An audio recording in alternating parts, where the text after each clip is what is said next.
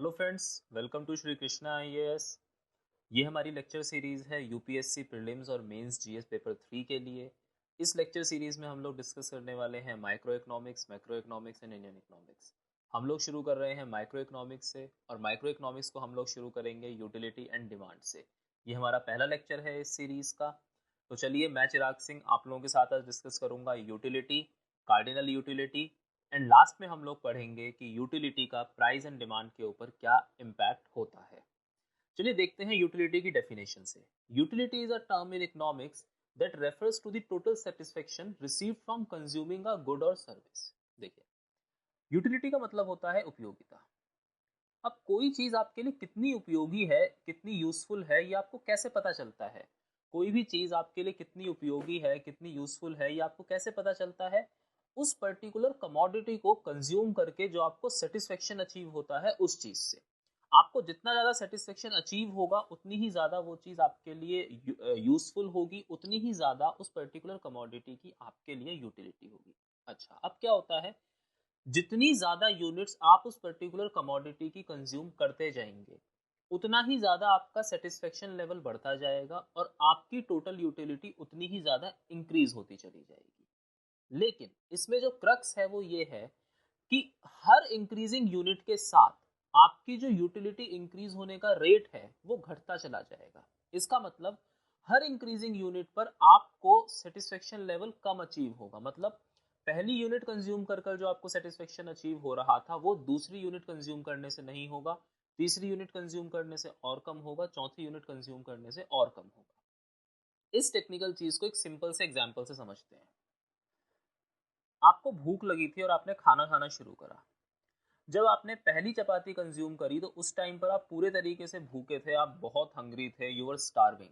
ठीक है, तो उस जो पहली रोटी ने, पहली चपाती ने जो आपको सेटिस्फेक्शन दी वो सबसे ज्यादा दी क्योंकि आप बिल्कुल टोटली हंग्री थे।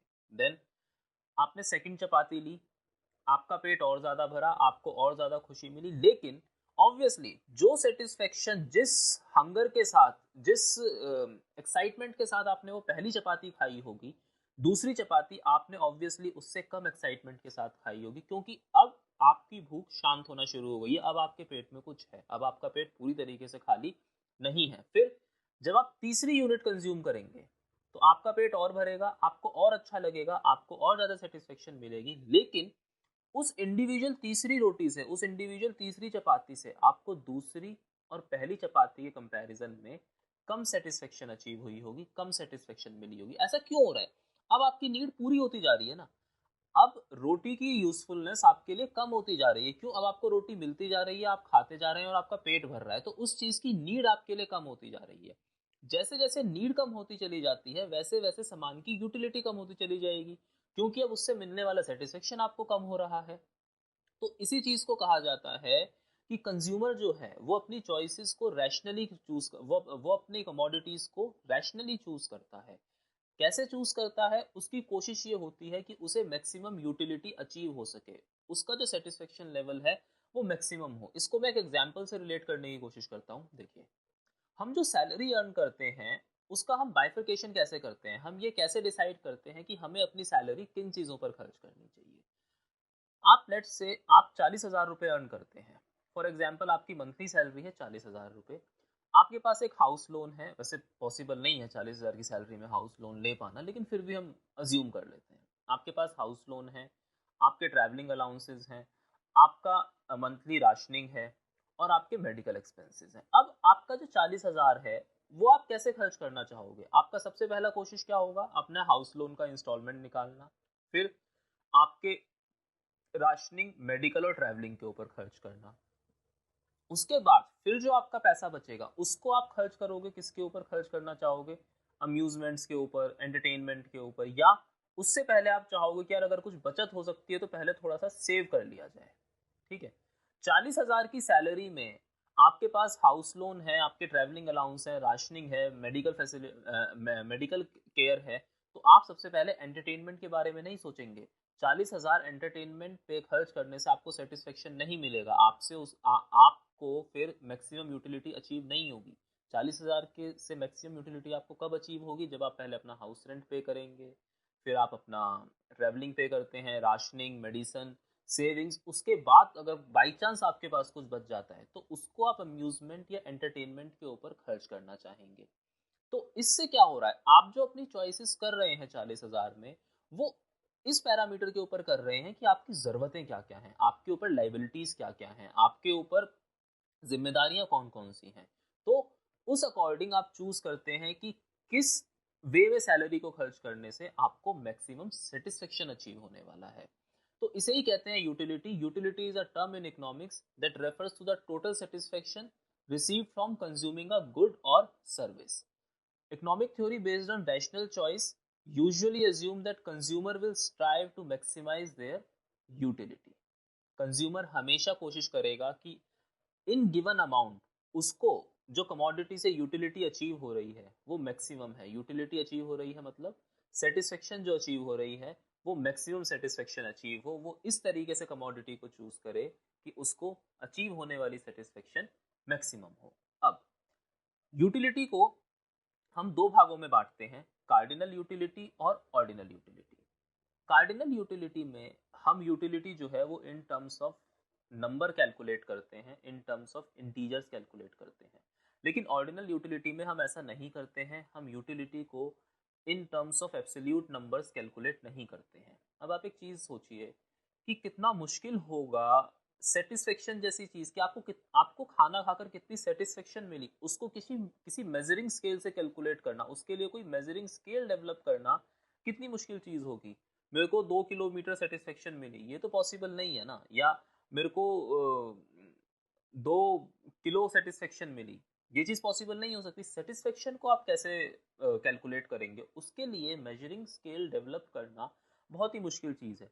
लेकिन फिर भी कुछ हाइपोथेटिकल एनालिसिस के लिए हम लोग कार्डिनल यूटिलिटी को in terms of perfect numbers या इन टर्म्स ऑफ इंटीजर्स हम उसको कैलकुलेट कर लेते हैं। ठीक है, आगे इसको समझते हैं एक ग्राफ की मदद से। लेकिन उससे पहले देखते हैं कार्डिनल यूटिलिटी कहती क्या है। Cardinal utility analysis assumes that level of utility can be expressed in numbers। हम उसको नंबर्स की फॉर्म में एक्सप्रेस कर रहे हैं। इसमें हम दो तरह की स्टडी करते हैं, एक टोटल यूटिलिटी की और दूसरा मार्जिनल यूटिलिटी की। एक टेबल देखते हैं, उस टेबल से ये चीज़ आपको बहुत अच्छे से क्लियर हो जाएगी कि टोटल और मार्जिनल में क्या डिफरेंस है, और वहीं से मैं आपको बताऊंगा law of diminishing marginal utility क्या होती है। देखिए, इस टेबल को ध्यान से देखिए। पहली यूनिट कंज्यूम करने पर आपको यूटिलिटी मिलती है 12 और मार्जिनल यूटिलिटी भी कितनी है, 12। देखिए, इसको समझने से पहले ये एज्यूम करिए कि जब आपने किसी कमोडिटी की 0 यूनिट, लेट्स से हम मैंगोज की बात कर रहे हैं, mangoes, this is mango season, तो हम लोग मैंगोज की बात कर लेते हैं। पहले 0 यूनिट था तो यूटिलिटी भी कितनी रही होगी, 0, मार्जिनल यूटिलिटी भी 0। जब तक आपने कोई यूनिट कंज्यूम नहीं करी थी तब तक आपको कोई सेटिस्फेक्शन अचीव नहीं हुआ था। जैसे ही आपने पहली यूनिट कंज्यूम करी आपको 12 यूनिट्स ऑफ सेटिस्फेक्शन अचीव हुआ। आपने कहा कि मेरे को 12 यूनिट सेटिस्फेक्शन मिला, मेरे को पहला आम खा के इतना अच्छा लगा कि मुझे 12 यूनिट ऑफ सेटिस्फेक्शन मिला। ठीक है, दूसरा, पहले 0 थी, टोटल यूटिलिटी 0 थी, बढ़ी कितने से, 12 से, तो मार्जिनल यूटिलिटी कितनी हो गई जी, प्लस 12 का इंक्रीमेंट हुआ तो मार्जिनल यूटिलिटी कितनी हुई, 12। अब आपने सेकंड मैंगो कंज्यूम करा, सेकंड मैंगो कंज्यूम करने से आपकी जो टोटल यूटिलिटी थी वो 12 से बढ़ के कितनी हो गई, +6, 18 हो गई। और मार्जिनल यूटिलिटी कितनी है आपकी, 6। इसका मतलब क्या हो रहा है, जब आप 0 से 1 यूनिट पर आए थे तो आपकी यूटिलिटी 12 से इंक्रीज हुई थी, और जब आप 1 से 2 यूनिट पर आए तो आपकी यूटिलिटी 6 से इंक्रीज हो रही है। किससे इंक्रीज हो रही है, 6 से। यहाँ पर आप एक चीज देख रहे हैं, अब जो इंक्रीज होने का रेट है वो कम हो गया। पहले 12 यूनिट इंक्रीज हुआ था, नेक्स्ट यूनिट जैसे ही आपने कंज्यूम करा आपका सिर्फ 6 यूनिट इंक्रीज हुआ। जब आपने तीसरा मैंगो खाया तो सिर्फ कितने यूनिट इंक्रीज हो रहा है, 4 यूनिट इंक्रीज हो रहा है। अब आपका टोटल यूटिलिटी तो बढ़ा, टोटल यूटिलिटी तो बढ़ रहा है, वो तो बढ़ के 22 पर पहुंच गया 12 से, लेकिन मार्जिनल यूटिलिटी आप देख रहे होंगे तो कम होती चली जा रही है। पहले 12 है, फिर 6 है, फिर 4 है। इसका मतलब क्या है कि जो रेट ऑफ इंक्रीमेंट है वो घट रहा है। इस चीज को बेसिकली बोला जाता है ग्रोथ रिसेशन।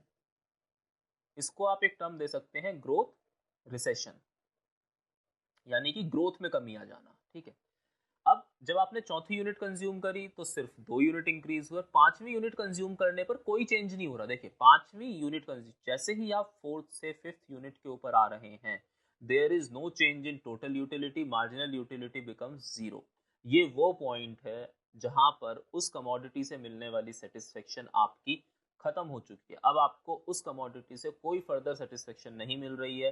अब ना ही आप उस कमोडिटी को कंज्यूम करना चाहेंगे और ना ही आप उस कमोडिटी को परचेज करना चाहेंगे। ठीक है, तो फाइनली लास्ट में आते हुए क्या हुआ, 6 यूनिट जैसे ही कंज्यूम हुई तो टोटल यूटिलिटी घट गई, 22 हो गई, और मार्जिनल यूटिलिटी -2 हो गई। इसका मतलब क्या है कि आपका पेट खराब हो गया।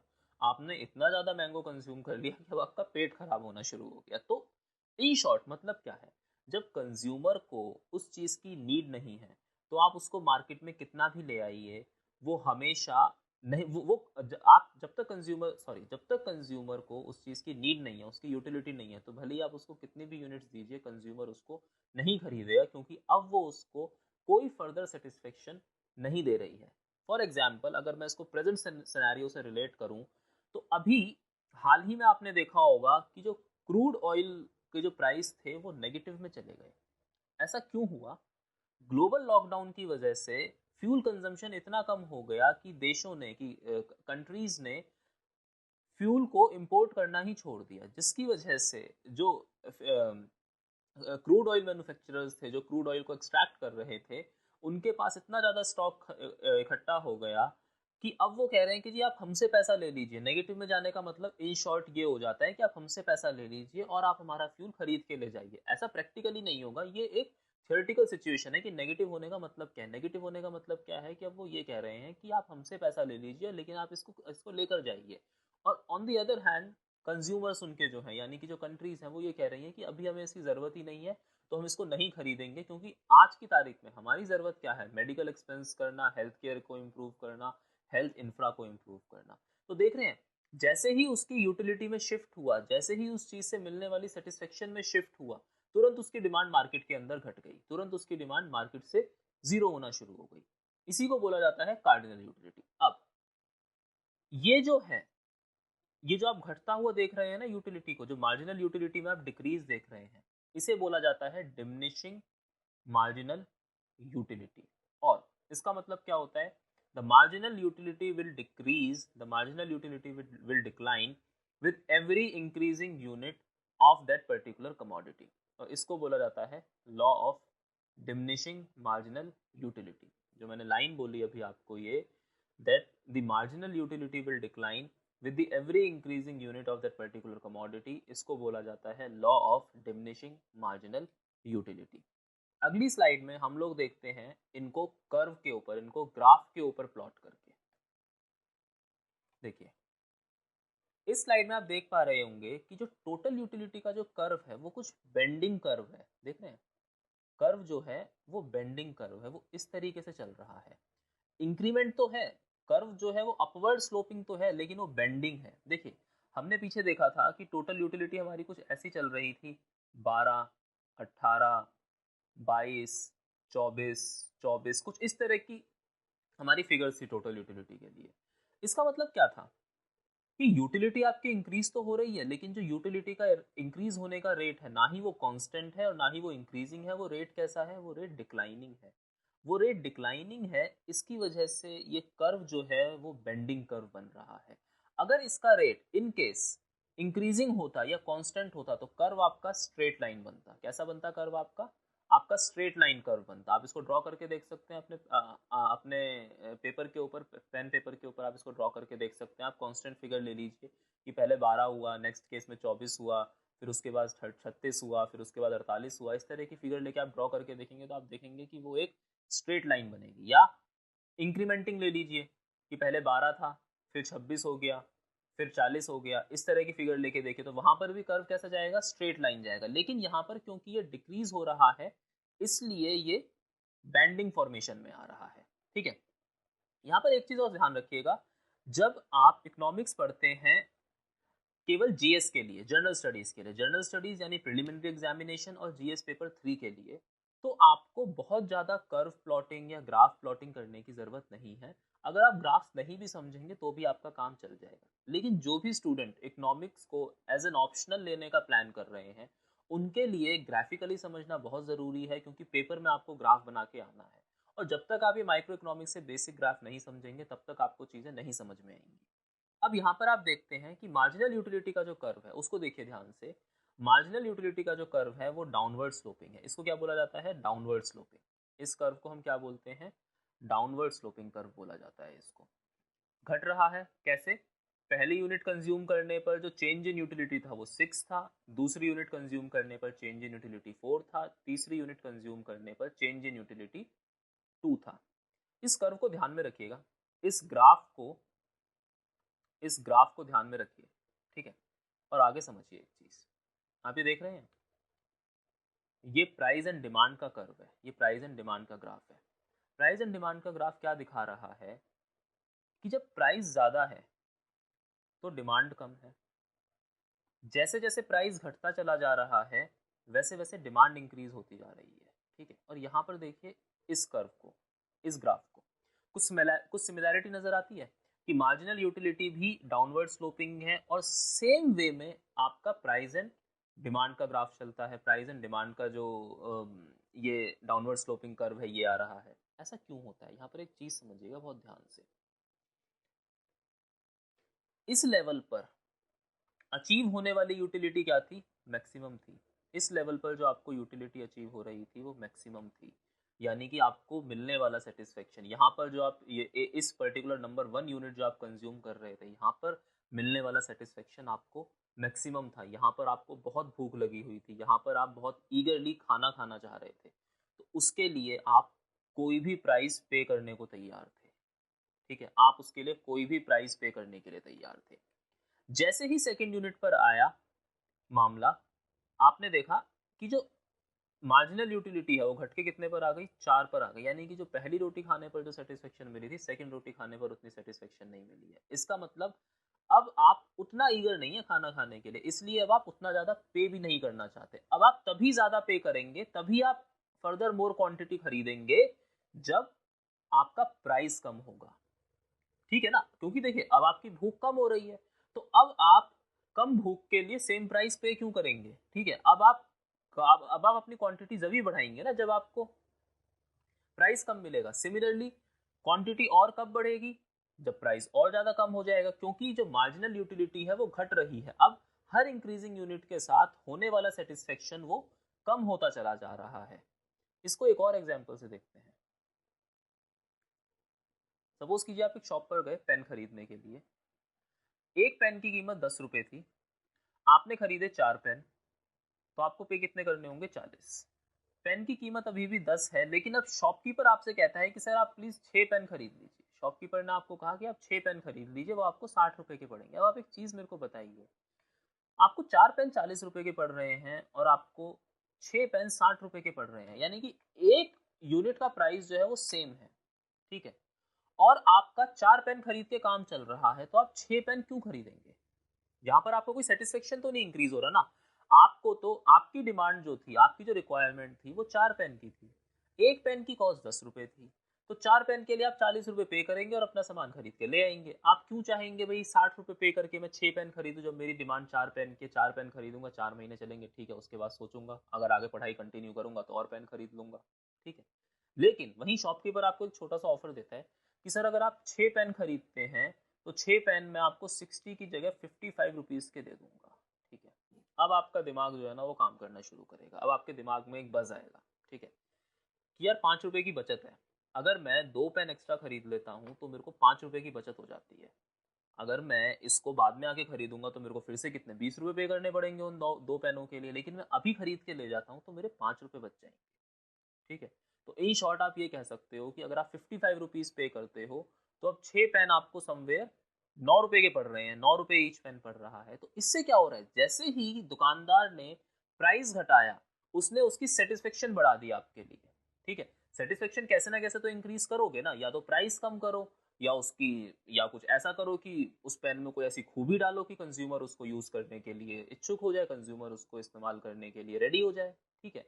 लेकिन ना तो आप उसकी कुछ क्वालिटी इंक्रीज कर रहे हैं, ना उसके अंदर आपको एडेड फीचर दे रहे हैं, ना आप उसका प्राइस कम कर रहे हैं। तो जब उसको 4 की ज़रूरत है तो वो 4 ही खरीद के लेके जाएगा ना, वो 6 क्यों खरीद के लेके जाएगा, ठीक है। तो इसी को कहा जाता है कि अगर आप चाहते हैं कि कंज्यूमर किसी कमोडिटी के मैक्सिमम यूनिट्स को कंज्यूम करे या वो उनके मैक्सिमम यूनिट्स को डिमांड करे, तो आपको उस कमोडिटी का प्राइस घटाना पड़ता है, आपको उस कमोडिटी का प्राइस कम करना पड़ेगा। अच्छा, अब क्या होता है इसके साथ साथ, इसी पूरे कंसेप्ट के ऊपर आपकी मार्केट चलती है कि कंज्यूमर कितना डिमांड करेगा और वो किस प्राइस पर सेल करा जाएगा। तो जब कंज्यूमर ज़्यादा डिमांड कर रहा है ना, तो प्राइस बढ़ जाता है। जब कंज्यूमर डिमांड ज़्यादा कर रहा है तो प्राइस बढ़ जाता है, क्योंकि उस टाइम पर कंज्यूमर के लिए उसकी सेटिस्फेक्शन ज़्यादा है, कंज्यूमर के लिए उसकी यूटिलिटी ज़्यादा है। जब कंज्यूमर डिमांड कम कर रहा है तो उसकी यूटिलिटी कम होती जा रही है, तो फर्म्स को कंज्यूमर की सेटिस्फेक्शन बढ़ाने के लिए प्राइस को घटाना पड़ता है। देखिए एक एग्जांपल देखते हैं, अगली स्लाइड में देखेंगे, ठीक है। मैंने यहाँ पे एक एग्जांपल डाला हुआ है। There is a sudden rise in the demand of clinical mask and hand sanitiser due to कोविड-19 pandemic. What inference can be drawn from this statement. देखिए, हमने अभी सबने देखा यहाँ पर सिचुएशन, जो प्रेजेंट सिचुएशन है उसके हिसाब से मैं बता रहा हूँ। हमने देखा कि अचानक से मार्केट में हैंड सैनिटाइजर्स और मास्क के प्राइस बढ़ गए। जो मास्क 100 रुपये में बिकता था, अब वो 300 रुपये में बिकना शुरू हो गया और कंज्यूमर उसके लिए दे रहा है। लोग जो हैं उसके लिए 300 रुपये देने के लिए भी तैयार है। हैंड सैनिटाइजर की बॉटल जो आमतौर पर 90 रुपये की आती थी, आप उसके लिए 110 रुपये भी पे करने के लिए तैयार है। क्यों? क्योंकि आज उसकी यूटिलिटी इतनी ज़्यादा है। मार्केट में डिमांड ज़्यादा है लेकिन सप्लाई कम हो रही है। पीछे से सामान कम है, पीछे से सामान को होल्ड करके रखा जा रहा है, क्योंकि कंज्यूमर के लिए उसकी सेटिस्फेक्शन बहुत ज़्यादा है आज की तारीख में। तो क्या हो रहा है, प्राइस लेवल क्या है, प्राइस लेवल उसके इंक्रीज कर रहे हैं। अब क्या है, कम क्वांटिटी मिल रही है, आप ये चीज देखिए, कंज्यूमर को कम क्वांटिटी मिल रही है लेकिन वो फिर भी इसका ज्यादा पे कर रहा है। वो ज्यादा पे करने के लिए राजी हो रहा है, क्यों? क्योंकि कंज्यूमर के लिए उसकी यूटिलिटी ज्यादा है, ठीक है। सिमिलरली, जब यूटिलिटी बढ़ गई तो उन्होंने क्या कर दिए, प्राइस इंक्रीज कर दिए, क्योंकि उन्हें पता था कंज्यूमर खरीद रहा है, कंज्यूमर इंटरेस्टेड है खरीदने में। अभी हम जो भी प्राइस देंगे कंज्यूमर उस पर खरीदेगा, क्योंकि अब जो हैंड सैनिटाइजर और जो मास्क हैं आपके, वो लाइफ एंड डेथ का सवाल बन रहे हैं। वो इतना बड़ा डिफरेंस क्रिएट कर रहे हैं कि वो आपको एक महामारी से बचा सकते हैं, ठीक है। सिमिलरली, अगर आप कुछ महीने पहले चले जाएं तो आपने अखबारों में बार बार एक खबर पढ़ी होगी कि कार कंपनीज जो हैं वो अपने प्राइसेस को बहुत कम लेकर आ रही हैं, वो बहुत हैवी डिस्काउंट ऑफर कर रही हैं कार्स के ऊपर, ताकि उनकी गाड़ियां बिक सके। देखिए क्या हुआ, इन रिसेंट टाइम हमने देखा कि हमारी जीडीपी बहुत ज़्यादा डिप कर गई। हमारी जीडीपी के लास्ट 8 क्वार्टर्स के जो आंकड़े आए हैं वो बहुत ही पथेटिक हैं, वो बहुत ही निराशाजनक आंकड़े हैं। जिसकी वजह से क्या हुआ है, अनएम्प्लॉयमेंट क्रिएट हुआ है, ठीक है। और लोगों के पास अभी उतना कैश फ्लो नहीं है, अभी उतनी लिक्विडिटी नहीं है, ठीक है। जिसकी वजह से लोग जो मैक्सिमम खर्चा है वो बेसिक्स के ऊपर कर रहे हैं, वो डेली नीड्स के ऊपर कर रहे हैं। आज की इस प्रेजेंट सिचुएशन में, अभी कुछ टाइम पहले तक कार खरीदने में लोग इंटरेस्टेड नहीं थे, क्योंकि मार्केट उतना अच्छा नहीं चल रहा था, अनएम्प्लॉयमेंट ज़्यादा हो रहा था, कंज्यूमर के पास लिक्विडिटी नहीं थी, जॉब सिक्योरिटी नहीं थी। तो जब आपके पास जॉब सिक्योरिटी नहीं होगी, आप सेविंग्स ज़्यादा करना चाहेंगे, आप अपने खर्चों को कंट्रोल करना चाहेंगे, आप खर्चा उन्हीं चीज़ों के ऊपर करना चाहेंगे जो चीज़ें आपके लिए ज़रूरी हैं। उस दौरान में आप कार लोन लेने का नहीं सोचेंगे जहां आपके पास जॉब सिक्योरिटी नहीं है, ठीक है। कार लोन आप कब लेंगे, जब आपके पास जॉब सिक्योरिटी होगी और आपको बेसिक्स में कोई स्ट्रगल करने की ज़रूरत नहीं पड़ रही होगी। तो ऑटोमोबाइल्स कंपनीज को, कार कंपनीज को क्या करना पड़ा, उन्हें प्राइस कम करने पड़े ताकि कंज्यूमर में कुछ इंटरेस्ट डेवलप हो सके खरीदने के लिए। लेकिन फिर भी हुआ नहीं, क्यों? क्योंकि अभी गाड़ी से मिलने वाली यूटिलिटी उसे कम थी एज कम्पेयर टू जो उसे बेसिक नीड से मिलने वाली थी।